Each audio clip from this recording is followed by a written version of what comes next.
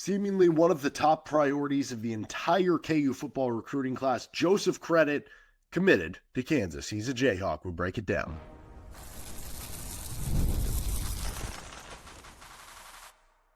You are Locked On Jayhawks, your daily podcast on the Kansas Jayhawks. Part of the Locked On Podcast Network, your team every day.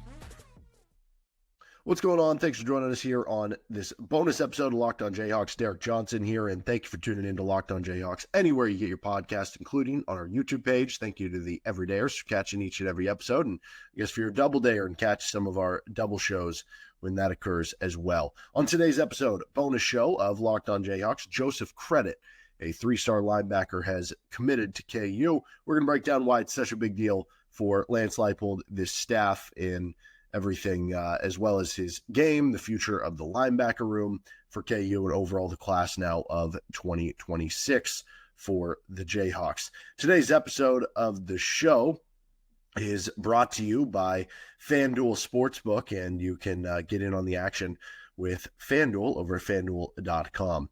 Okay, so Joseph Credit picks KU. He is a big-time commit in the class of 2026. He is a linebacker, somebody who's an 86 graded three-star, but seems to be, based on the offers that came his way and based on the priority that the staff and other staffs were making him, to me, seems like somebody who probably could end up very well being rated higher than an 86, or at the very least will be a diamond in the rough if that is the case. So he picked Kansas over, I guess at the end, just finalists were Kansas, UCLA, and Arizona State. And in the end, like, that makes a big enough deal that that's the selection there over those two guys on its own, right? Because if it's just over those two in general, right, Arizona State is the team who just won the Big 12. So you're winning a recruit over a team who's in your conference and won the conference over you. Like, that makes it a big deal on its own, right?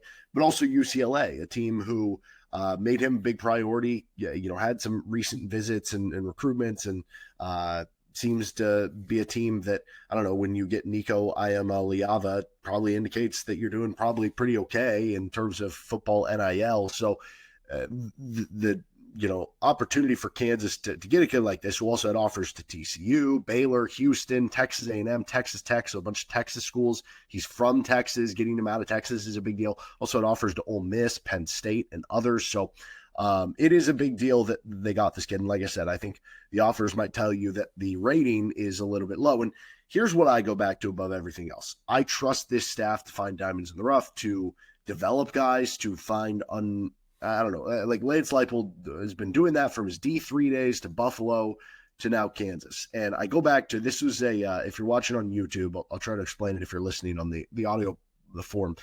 This was a tweet from Joseph Credit from a couple months ago, like several months ago. And this was a visit that he took a picture of, posted on social media, says thanks to, and it has all the coaches that are there. This is all the coaches that were there for his visit. Or I guess visiting him. This is visiting him in his hometown. And obviously, I'm sure they visited other kids and stuff too. This was, they got their money out of the mileage, so to speak. But thank you, Coach Leipold, Coach Simpson, Coach Wallace, DK McDonald, Coach Samuel, Coach Onotolu, for rolling deep by the school today. And then a couple more like ats with, some of the other stuff. There is like half the KU coaching staff there recruiting him. If that doesn't show you how much KU wanted this kid, I don't know what does. And so if KU wanted him that bad and they were able to get him, it's obviously a big deal that they were able to come through with that. And so overall, he becomes the 15th commit in the class of 2026 for KU, a class that was already ranked top 10 by 24/7 Sports. Now, again, part of that is some of the schools haven't, grabbed the number of commits that KU has, right? You're getting a little early head start on it, but it is cool to see that you're up there at this point in time. And it just furthers KU getting this class close to done at an early point of the game, where you have more time to focus on other things, where you have more time to, just re-recruit the players that you already have committed to try to stay in tow during the fall. And you add a legit guy that I like, that the staff clearly likes, in Joseph Credit. Let's get to a scouting report in the future linebacker room. This is Locked On Jayhawks. This bonus episode of Locked On Jayhawks is brought to you by FanDuel Sportsbook. The NBA playoffs are in full swing, so are the NHL. and every night delivers highlight-worthy performances, major momentum shifts, and can't-miss moments. Whether it's a game-winning shot or breakout player, there's never been a better time to get in on the action. FanDuel makes it easy to stay in the game before tip-off and live. They have player props. You can see performance trends, same-game parlays. Fans have more ways than ever to play smart and play big. And one of the cool things about FanDuel here, you're getting bonuses and all these parlay bonuses kind of daily and weekly. I like betting on golf, and we got the PGA Championship this week, and FanDuel has odds for that as well. So really, whatever you're into, you can probably find it on FanDuel. New to FanDuel, it's the perfect time to sign up. Head to FanDuel.com and place your first $5 bet. If it wins, you'll get $200 in bonus bets. Make every moment more with FanDuel, official sports betting partner of the NBA. FanDuel. All right, thanks for joining us on this bonus episode of the show. So what does credit bring to the table? He comes in listed between 6 feet and 6'1", depending where you look, between 205 and 215 pounds, depending where you look. So obviously right there, you look at him being a little more undersized for a linebacker. At this point in time, he'll be somebody that they try to add weight to, right? Can you get him up to, I guess it depends what position as a linebacker he plays. There are times out there where he looks like a safety running around. So could he be a future Hawk player for you? Would he be somebody that you can get up to 225, 230, and he can be an off-ball linebacker or something like that?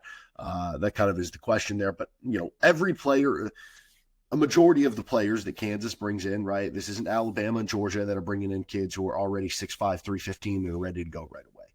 A lot of times the reason these kids might be 3 stars is because you do have to put a year or two of development on their body in the weight room, and that is no different than a lot of other kids that are coming to Kansas, right? Like maybe a kid like J.J. Dunnigan, that you probably want to add more weight to everybody, but like maybe he comes in and he's ready to play right away. But for the most part, Kansas is bringing in kids that, you're going to either redshirt in year one or they're going to be, if they do get on the field, it's going to be special teams here or there, like a Keaton Kubeka when he came in year one. So that's no different than a lot of other kids. But anyway, 86 graded 3-star on 24/7 Sports, 5.7 rated 3-star on Rivals. He also, if you look at the 24/7 Sports composite, top 800 nationally and top 70 at his position. He plays at Pearland High School in Texas. I always forget if it's Pearland or Pearland.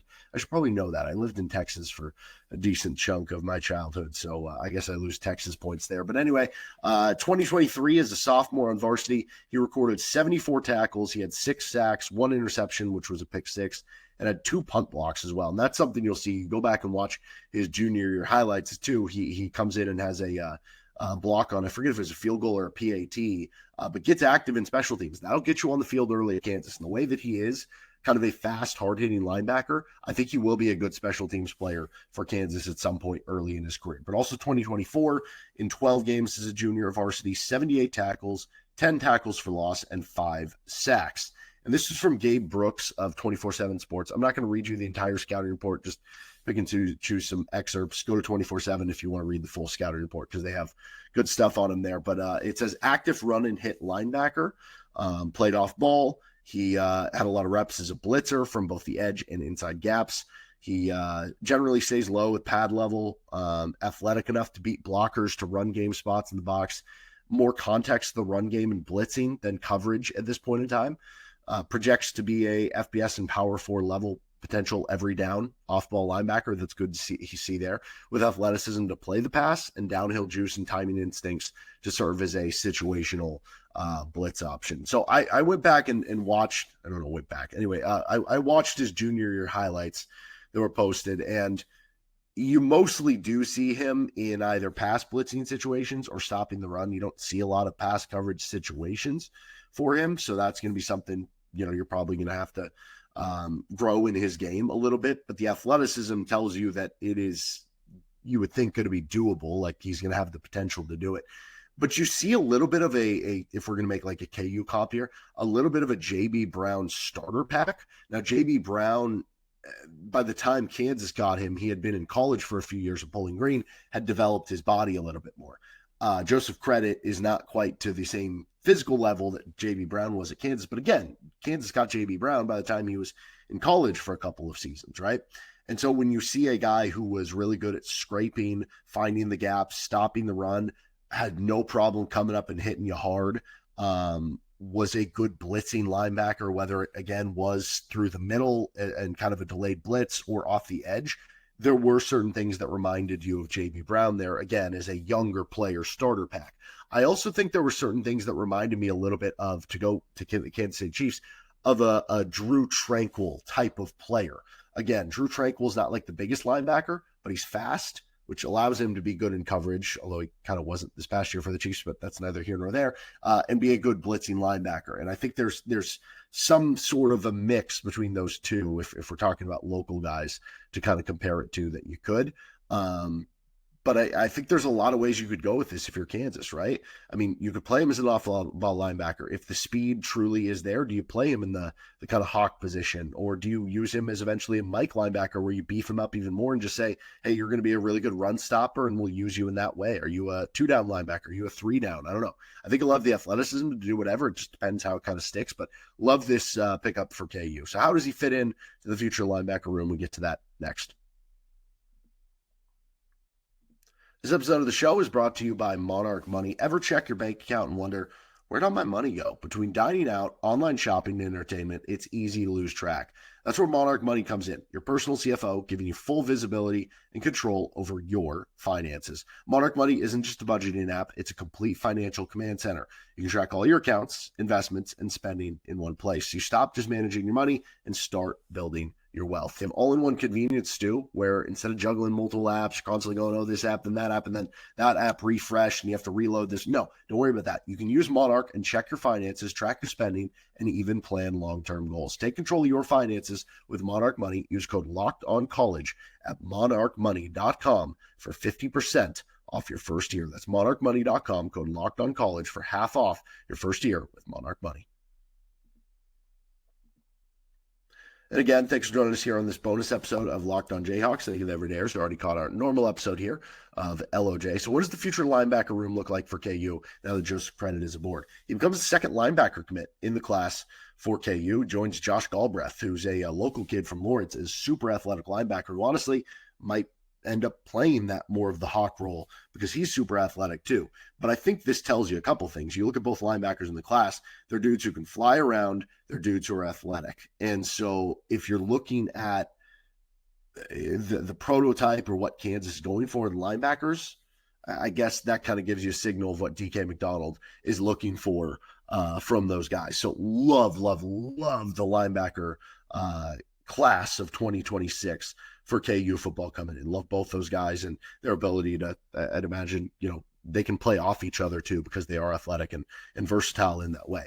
Now you look at the linebacker room here, and in 2025, Bengali Kamara, Joseph Sipp, and Jason Gilliam are all seniors. They would graduate. So come 2026, credit coming to KU with Galbreath, you're joining a roster in 2026 that will have Trey Lathan as a redshirt senior, Ja'Cory Stewart as a redshirt sophomore, Malachi Curvey would be a second-year player, John Kamara would be a redshirt sophomore, and Logan Brantley would be a redshirt junior. So you would think Trey Lathan would be a starter, and then outside of that, it'd be probably some of the young guys. Which ones make moves this year to be the potential players next year? Maybe it's more transfer portal additions for next year's roster at linebacker. But when you move forward with the linebacker room and you start talking maybe even 2027 and beyond, you start digging into more of the guys that you've recruited from the high school ranks. Again, Stewart, Curvey, Brantley, Kamara, and now these two in the class of 2026, where you start to feel like, and you hope that you get to a point where, hey, the linebacking core, the starting linebackers that we're going to have are guys that we've recruited, built up, and developed ourselves, as opposed to where it's felt like right now they've been kind of in this running mode of consistently having to go to the transfer portal to bring in linebackers.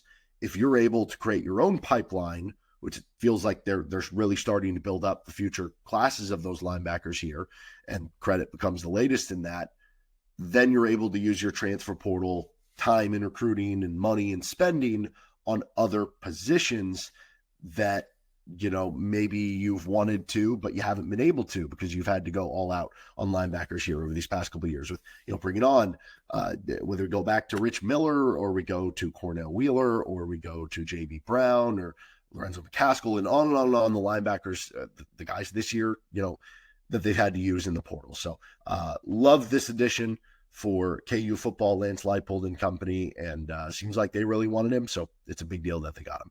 That'll do it for this bonus episode of Locked on Jayhawks. You can find our show anywhere you get your podcasts, including on our YouTube page, where you can like and subscribe to the show. See you next time with LOJ.